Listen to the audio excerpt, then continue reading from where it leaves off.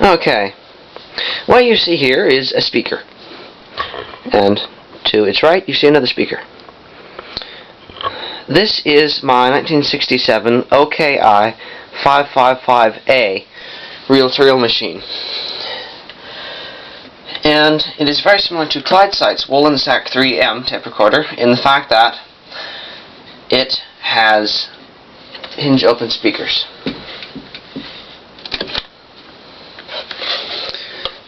They disengage because there's two pins. I'll show you the speaker clip. See, there's a pin that goes up inside this hole. But this is a 4-speaker sound system with 2 speaker reels.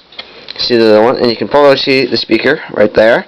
There's a tweeter right there, which means it has a 4-speaker system with 2 tweeters and 2 woofers, which makes for pretty good stereophonic sound or monophonic reproduction, and that's a good thing.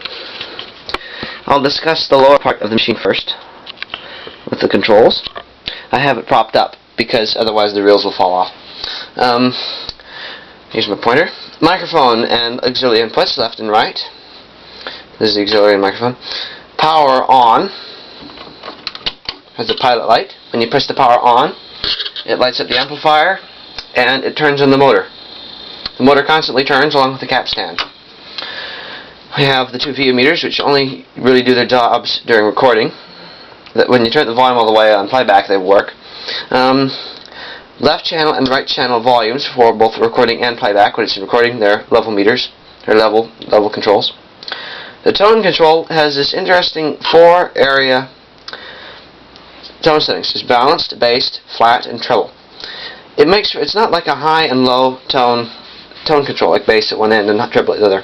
It's got the balance setting, which is equalized treble and bass. And you've got more bass, a really flat tone, and very high treble. I like to keep mine about there, like half bass, half balance. We have an equalization setting, 3 3/4, PA, which means you can, if you have a microphone with a long enough cord and it won't squeal, you can turn up the volume, run across the room, and yell.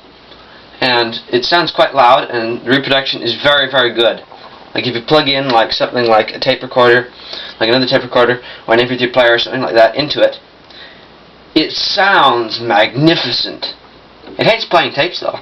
And then we got 7.5 equalization. 2 speeds, I'll explain that in a minute. The recording buttons here, there's a little lever that's attached underneath here, and it's broken right now, so I'm not going to bother doing a recording. I've already got recorded tapes, so I'm going to show you, that were recorded on this machine. You press this one, you get mono 1/4, and you press this one, you get mono 3 of 2.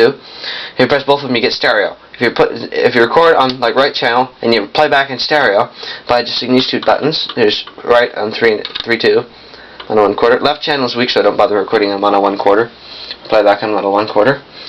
If you have it playing back on stereo, you end up with 1 track playing backwards. On the top half of the machine, we have the cradle, which holds the pressure pads and the pinch roller, which is spring-loaded. There's an interlock here, a tape counter, which is 3 digits up to 999.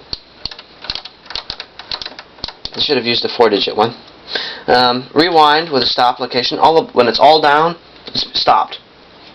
Exception is with pause, it's paused, obviously. That doesn't do anything when none of the functions are in it. Pause doesn't affect rewind or fast forward. Rewind is here. You cannot use rewind if it is in run. However, you can use fast forward without the heads engaged, without everything engaged, or you can put it in run, pause, which drops this, and drops the interlock, and then you can fast forward. Very interesting. There is 2 tape guides, one here and one here. There's the cap stand, which is located about here, an erase head about here, which is narrow, and the record and playback head, which is here. The tape speed selector is right here for 7.5 inches per second, or 3 3/4. This is set in for 3 3/4. And up higher, you find the 2 take-up reel, the two reel tables, take up and feed. The take-up reel is a replacement. This is a wooden one I made in shop class, because the original one was broken off at the bottom of at the base of the spindle, and it wouldn't play no matter what I did, so I had to make a new one. It has this beautiful brass-colored faceplate, which I'm going to lower this and zoom out. Beautiful faceplate. It's a shame that 3 of the knobs are missing. Not these 3 function knobs. I have it play and pause for a reason, because I use those most of the time. And you have to sort of mandatory to have one on the play button because it's so heavy. And then there's these 2 knobs, which are replacements. They're ones I took off of a different stereo. The speaker outputs are here, as well as the input for a power cord, which is like a standard stereo cord. And up at the top, we have, oops, if I can do this without knocking the machine over. You might be able to see it or not. I don't know if you can. There's a handle on the top. When this machine was new, I'm going to show a endless loop tape thing. Clyde said came up with himself, except I'm doing this differently. He used to cache send drive and different. It was room drive tape recorder that he did make an endless loop. But anyway, as I was saying, when it was new, it cost $349.95, which is a pretty hefty sum of money. This wasn't exactly a high-end model, and it wasn't a low-end model. It was somewhere in between, but it boasted sound quality that matched higher-end models. I've yet to see that because I have to replace a whole bunch of capacitors inside it. I'm probably just going to take it down to the repair shop and get it done, because there's too many in there. I haven't got enough to fix it anyway. But anyway, it boasted spectacular sound quality, and it was considered one of the lightest full stereo systems of the time, under 25 pounds with the speakers. And they boasted that a child could lift it, and that's stretching the truth. A child cannot lift this thing. It's heavy as, well, for lack of a better word, heavy as hell.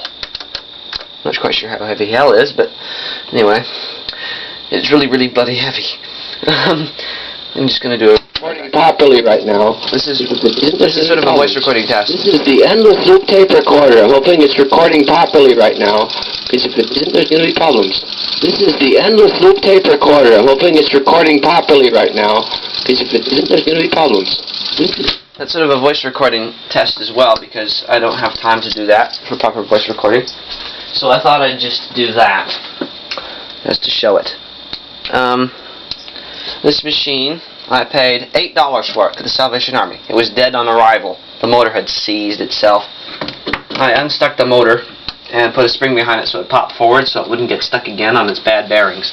I think the front bearing is kind of funky, like it's really kind of sticky for some reason. So I put oil, 3-in-1 in it, and I put a spring behind it. That's what that weird, you might not be able to hear it.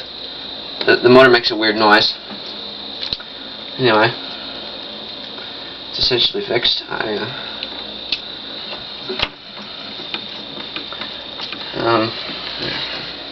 This is one of my tapes that I have. This is a high quality one. It's not doesn't shed flakes all over the heads.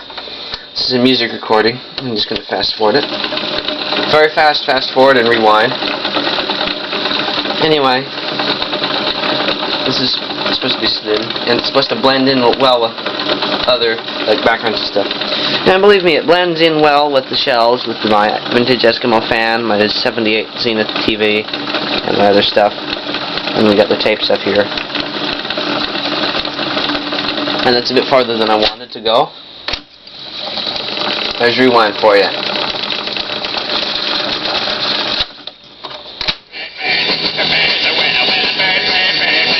demonstrate the tone control. Balance, bass, flat, treble.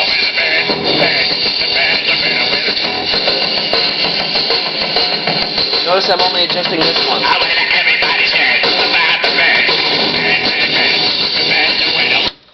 See it pause and fast forward. It doesn't cut off the audio.